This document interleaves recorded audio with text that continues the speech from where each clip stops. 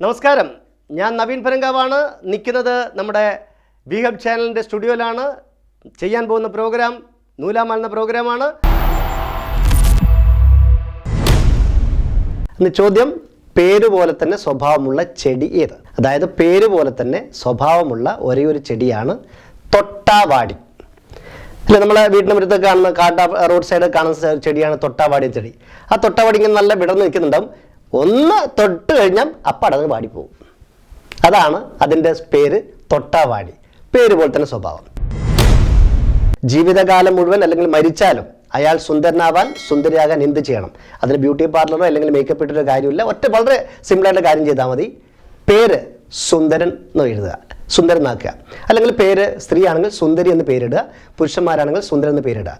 അയാൾ ജീവിച്ചിരിക്കുന്നതോടും എത്ര വിരൂപിയായി കഴിഞ്ഞാലും മരിച്ചു കഴിഞ്ഞാലും അവരുടെ പേര് സുന്ദരൻ എന്നായിരിക്കും, അല്ലെങ്കിൽ അവരുടെ പേര് സുന്ദരി എന്നായിരിക്കും. ചോദ്യമാണ്, അതായത് എങ്ങനെയാണോ ശരീരത്തിൽ അണിയുന്നത് അല്ലെങ്കിൽ ധരിക്കുന്നത്, ആ രീതിയുടെ പേരിൽ അറിയപ്പെടുന്ന ആഭരണം ഏതാണ്? ഇനി ഉത്തരം എന്താന്ന് പറയാം. അതായത് എങ്ങനെയാണോ ശരീരത്തിൽ അണിയുന്നത്, ആ അണിയുന്ന രീതിയുടെ പേരിൽ അറിയപ്പെടുന്ന ഒറ്റൊരു ആഭരണമുള്ളൂ, അതാണ് മൂക്കുത്തി. മൂക്കിന് കുത്തി കുത്തി കുത്തി അണിയുന്നതുകൊണ്ടാണ് അതിന് മൂക്കുത്തി എന്ന് പേര്. അങ്ങനെ അവർ അണിയുന്ന രീതിയുടെ പേരിൽ അറിയപ്പെടുന്ന ഒറ്റൊരു ആഭരണമുള്ളൂ, അതാണ് മൂക്കുത്തി. മലയാള അക്ഷരമാലയിലെ ഒരക്ഷരം, ആ അക്ഷരത്തെ നേർപകുതിയാക്കിയാൽ 2 സംഖ്യ കിട്ടും. അതിൽ ഒരു സംഖ്യയുടെ നേർപകുതിയാണ് മറ്റൊരു സംഖ്യ. എങ്കിൽ ഏതാണ് ആ മലയാളത്തിലെ അക്ഷരം? ഓ എന്ന് പറയുന്ന മലയാളത്തിലെ അക്ഷരം ഓ എന്ന് എഴുതുക.